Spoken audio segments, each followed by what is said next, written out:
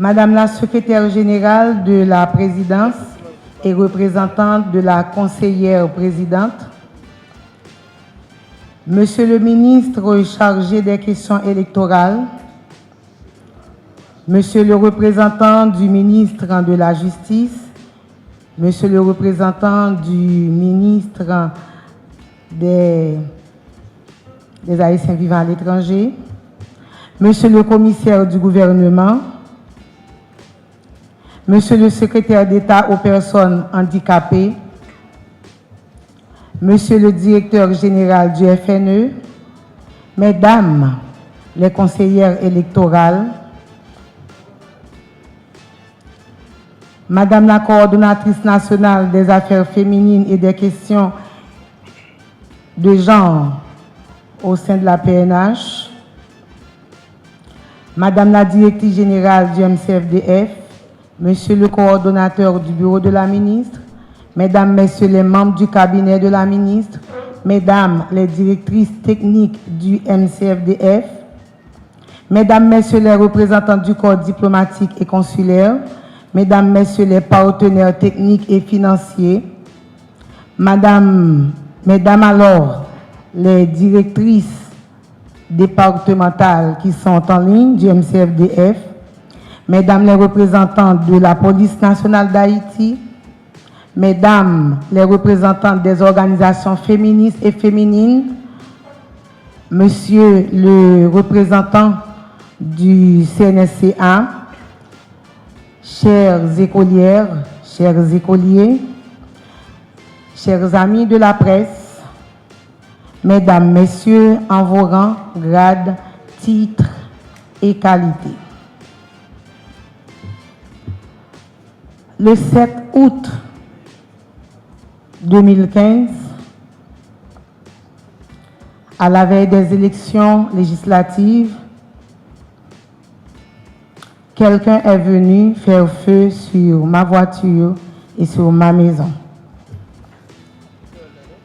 Le 6 juillet 2019, j'ai reçu une projectile sur mon bras droit et l'année dernière, je crois que c'est en 2024, j'ai été victime d'harcèlement sur les réseaux sociaux alors que j'organisais les élections pour choisir la représentante du secteur des femmes au CEP. Et depuis mon installation jusqu'à date, je suis victime, je subis des propos de tout genre sur les réseaux sociaux. Alors je me présente en tant que ministre à la condition féminine et aux droits des femmes. Je suis une survivante. Mesdames, Messieurs, cette année, la Journée internationale pour l'élimination de la violence à l'égard des femmes s'ouvre autour de ce thème mobilisateur. Unissons-nous pour mettre fin à la violence numérique envers les femmes et les filles et marque le lancement de la campagne annuelle des 16 jours d'activisme contre la violence basée sur le genre qui se poursuivra jusqu'au 10 décembre, Journée internationale des droits de l'homme. Cette campagne mondiale appelle à une mobilisation accrue, sensibiliser, soutenir, débattre et proposer des solutions face aux défis persistants et rappelle qu'un changement durable en matière de prévention, de sanctions et d'élimination de la violence exige une action collective.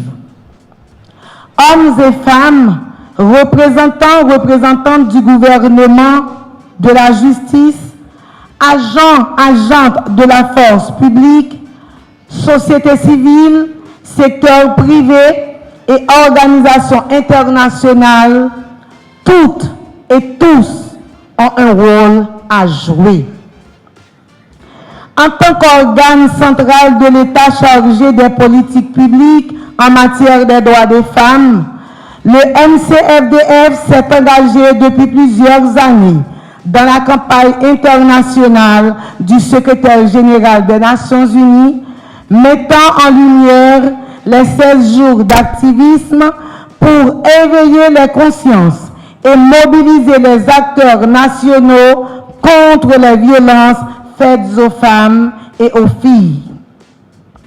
Ces 16 jours seront marqués par des actions de sensibilisation, de formation, de réflexion, de causerie, de débat et de rencontres communautaires et d'assises départementales afin de renforcer la protection des droits des femmes et des filles.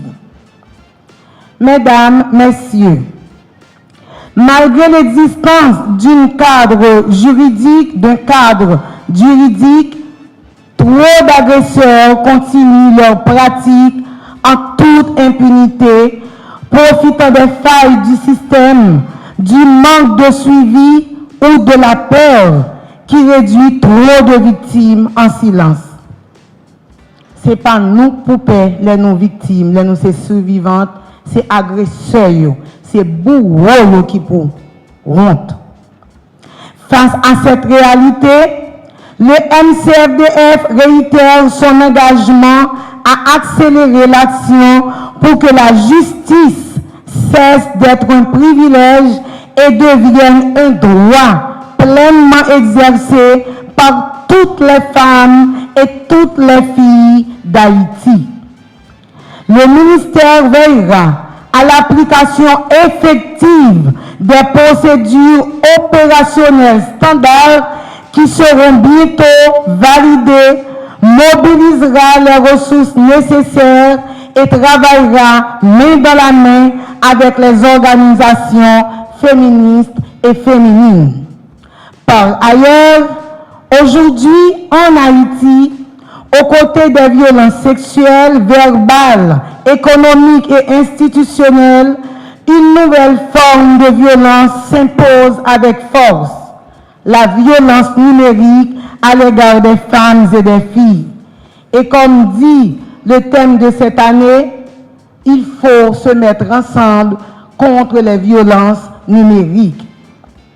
Harcèlement en ligne, menaces, diffusion non consentie de contenu intime, discours de haine, etc. Ces agressions virtuelles laissent des blessures bien réelles. Elles isolent, réduisent en silence et fragilisent la dignité des femmes et des filles. Le MCFDF exprime sa vive préoccupation face à ce fléau et réaffirme son engagement à agir pour protéger les femmes et les filles dans tous les espaces, y compris l'espace numérique. Unissons-nous pour mettre fin à la violence numérique envers les femmes et les filles. Ce thème nous rappelle que la lutte contre la violence numérique est un combat collectif qui exige la mobilisation de toutes et de tous.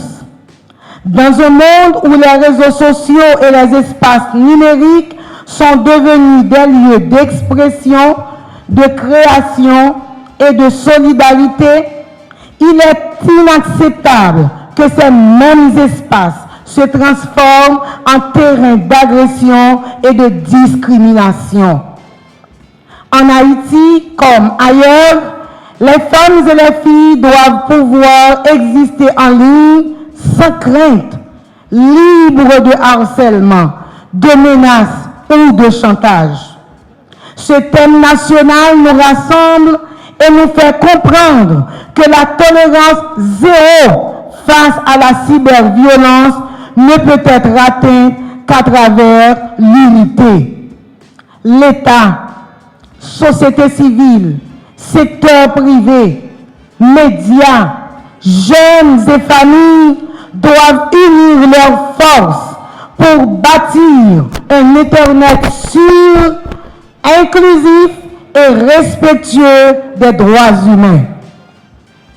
Mais ce combat ne peut être mené sans celles qui, depuis des décennies, sont en première ligne, les organisations féministes et féminines. Elles accompagnent, elles alertent, elles proposent. Elles ont dénoncé l'impunité, les silences institutionnels, la banalisation des agressions et la solitude des survivantes. Je tiens à leur rendre un hommage vibrant. Mes amis, aidez-moi applaudir organisation féministe et féminine. C'est grâce à nous que le ministère Conditions Femmes a été créé. Nous devons le ministère Conditions Femmes dans la bataille, et bien dans la bataille que le ministère Conditions Femmes y est tous les jours, faut que nous à côté ministère Conditions Femmes et droits femmes. Leur constance, leur courage et leur combativité ont marqué l'histoire. Il y a 20 ans, elles ont mené un plaidoyer décisif qui a conduit à la criminalisation du viol par le décret du 6 juillet 2005, une avancée historique pour la dignité et la protection des femmes et des filles en Haïti. Aujourd'hui encore, leur voix reste indispensable. Leur mobilisation est notre force. Leur combat est notre héritage. Mesdames, Messieurs, selon certaines études, en Haïti, environ 39,3% de la population utilise Internet et seulement 22,4% est présente sur les réseaux sociaux, avec une sous-représentation marquée des femmes et des filles. Cette fracture numérique de genre révèle une double réalité. Les femmes sont moins visibles en ligne, mais plus exposées lorsqu'elles y sont. Elles subissent des violences numériques qui laissent des blessures graves. Elles brisent des vies, isolent, réduisent en silence, détruisent la confiance et parfois l'avenir. Trop souvent, ces violences restent impunies, faute de cadre légal, de mécanismes de signalement et de dispositifs adaptés pour soutenir les victimes. Le MCFDF alerte sur ce fléau et appelle à une mobilisation nationale pour que l'espace numérique devienne un espace de liberté et de sécurité pour toutes les femmes et les filles.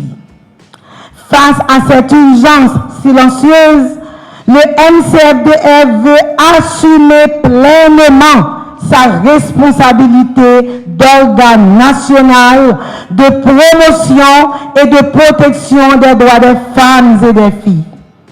Cette année, dans le cadre des 7 jours d'activisme 2025, nous plaçons au cœur de notre action un message fort et sans équivoque.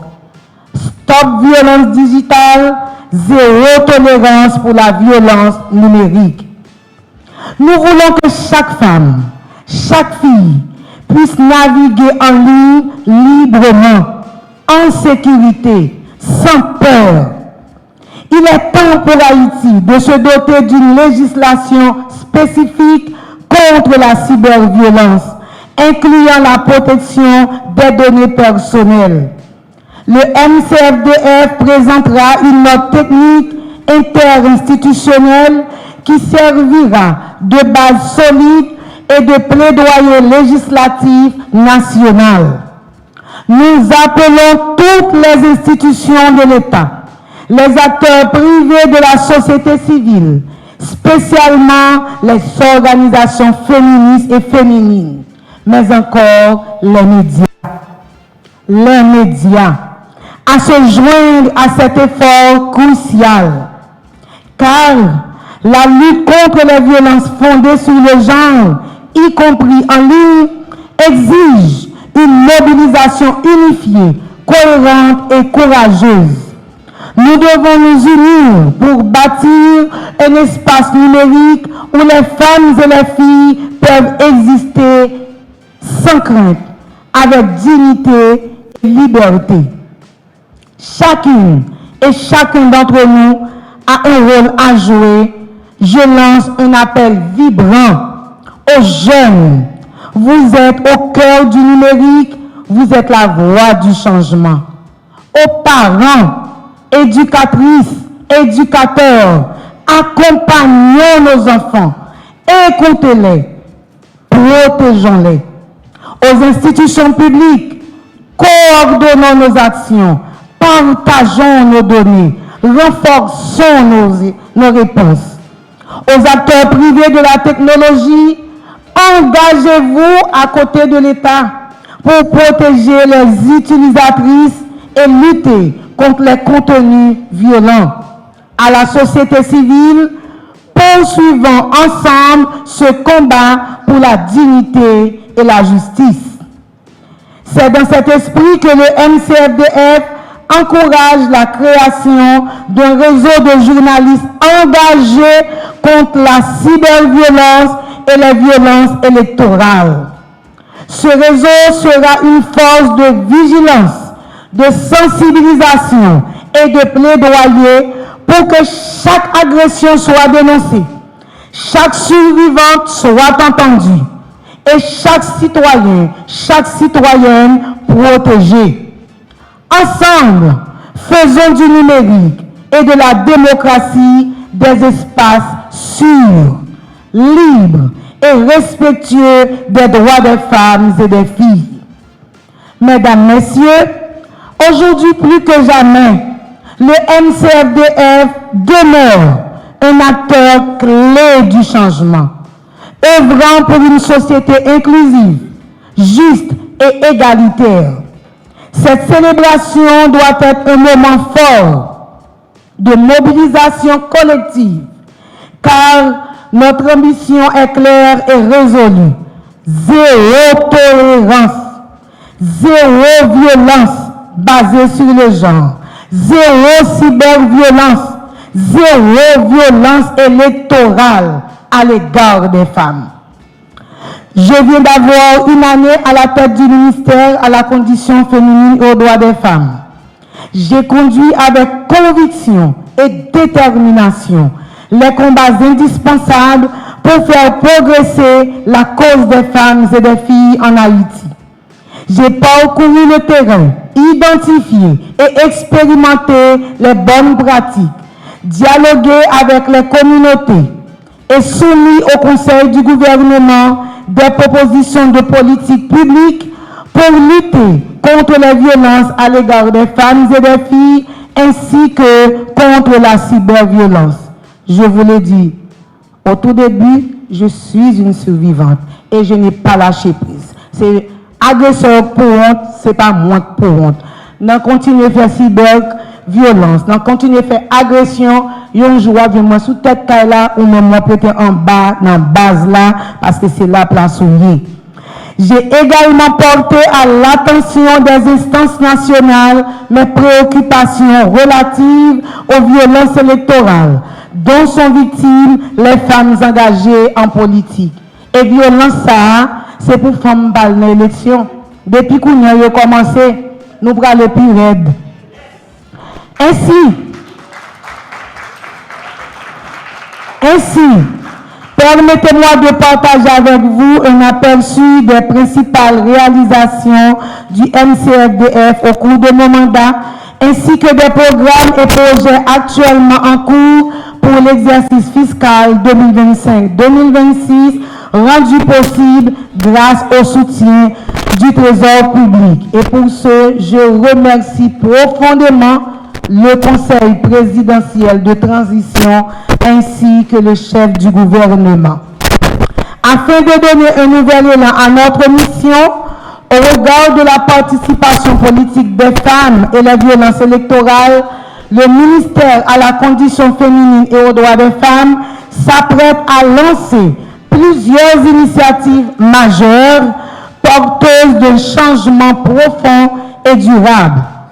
Premièrement, les états généraux de la participation politique des femmes et des violences électorales, qui sera un espace de dialogue national destiné à identifier les principaux freins à l'engagement politique des femmes et à formuler des recommandations concrètes en faveur de leur pleine représentation dans la vie publique.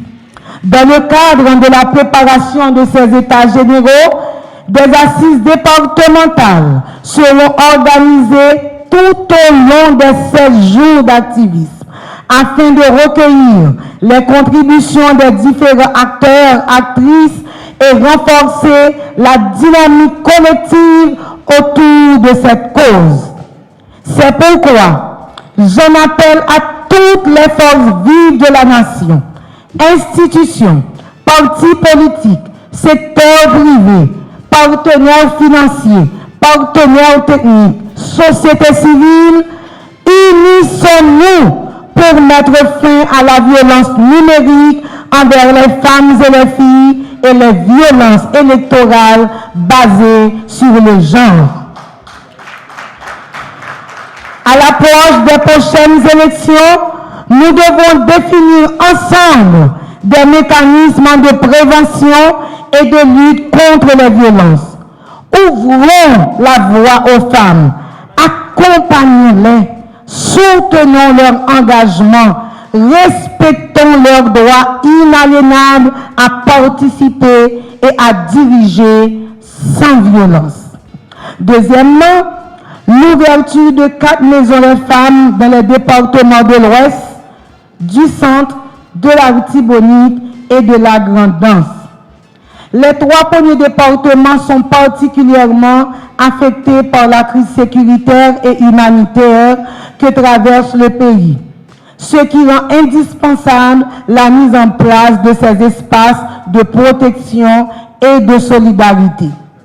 Le choix du 4e département, la Grande-Danse, traduit notre devoir de prolonger la défense des droits des femmes dans une région où les indicateurs de violence basés sur le genre demeurent alarmants. Ces maisons des femmes constituent à la fois des refuges, des lieux de mobilisation communautaire et des plateformes de plaidoyer pour garantir aux femmes et aux filles un accompagnement adapté, une écoute active et des mécanismes de protection renforcés. À cet effet, ces maisons des femmes sont des lieux dédiés à la formation, au soutien psychosocial et au développement économique conçus pour favoriser l'épanouissement du leadership féminin et l'autonomisation des femmes à l'échelle locale. Troisièmement, la continuité des acteurs en faveur de l'insertion socio-économique des filles, mères et des femmes vulnérables confrontées à des situations de violence. Ces actions se matérialisent par une formation dans des métiers traditionnellement réservés aux hommes, ouvrant ainsi de nouvelles perspectives d'autonomie et de dignité. L'accompagnement des bénéficiaires de la première cohorte, exercice 2024-2025, se poursuivra par la remise des kits professionnels et un appui financier afin de leur permettre de s'engager personnellement dans leur profession. Et je vous demande, mesdames et messieurs, d'applaudir ce leadership éclairé du CPT et du chef du gouvernement. Applaudissez-les, s'il vous plaît, parce que ces fonds sont du trésor public. Au-delà de cette cohorte, 4 autres projets stratégiques sont déjà retenus par l'exercice 2025-2026, allant de la construction du local du MCFDF à la vulgarisation de la politique d'égalité femmes-hommes en passant par le renforcement institutionnel et de la défense des droits des femmes. Tous ces projets mentionnés sont financés par le Trésor public. Je tiens à remercier toutes les personnalités présentes, ainsi que toutes celles et tous ceux qui ont répondu à cette invitation.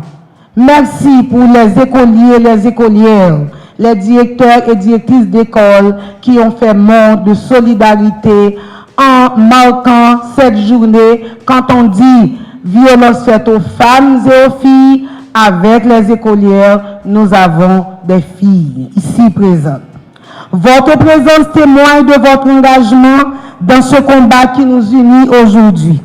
La lutte contre la violence faite aux femmes et aux filles.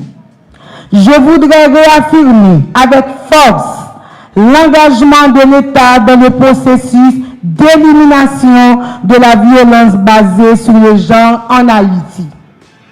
Je veux encore remercier le CEP pour les 5 articles qui font montre de la participation politique des femmes et je salue encore une fois la présence des 4 conseillères électorales que je vous demande d'applaudir encore une fois. Pas de démocratie sans femmes. Soyez assurés que des efforts considérables seront déployés afin de garantir un environnement sécuritaire, exempt de toute violence, où les droits des femmes et des filles sont pleinement respectés. Il me soit l'honneur de féliciter et d'exprimer ma profonde gratitude aux partenaires techniques et financiers qui accompagnent sans relâche le MCFDF dans cette lutte. Je remercie également toutes celles et tous ceux qui œuvrent pour la promotion. Mes remerciements particuliers s'adressent à l'ONU Femmes, à l'UNFPA, l'ONU-SIDA, partenaires indéfectibles du ministère, dont le travail illustre un engagement constant en faveur de l'égalité des genres et de la construction d'une société intégrée et sans violence. Je souhaite également saluer les efforts de toutes celles qui m'ont précédé à la tête du ministère. Un applaudissement pour mes prédécesseurs. Ainsi que nos valeureux et valeureuses cadres, la directrice générale, les directrices techniques, un applaudissement pour ces femmes. Leur expertise a permis de doter l'institution d'outils essentiels pour combattre la violence à l'égard des femmes et des filles, parmi lesquels la politique d'égalité femmes-hommes, les plans nationaux de lutte contre les violences faites aux femmes, des textes de loi votés par le Parlement, dont ceux relatifs à la paternité, maternité et filiation, le décret du 6 juillet 2005 contre les violences sexuelles, les rapports nationaux sur les conventions internationales ratifiées par Haïti. Ces acquis constituent des fondations solides sur lesquelles nous devons continuer à bâtir avec détermination et unité afin que la tolérance zéro envers les violences devienne une réalité nationale. Unissons-nous pour mettre fin aux violences numériques faites aux femmes et aux filles. En mettre tête ensemble pour nous déraciner violences sous femmes actives sous réseaux sociaux. Sur ce, je déclare ouvert les 16 jours d'activisme contre les violences basées sur le genre. Je vous en remercie.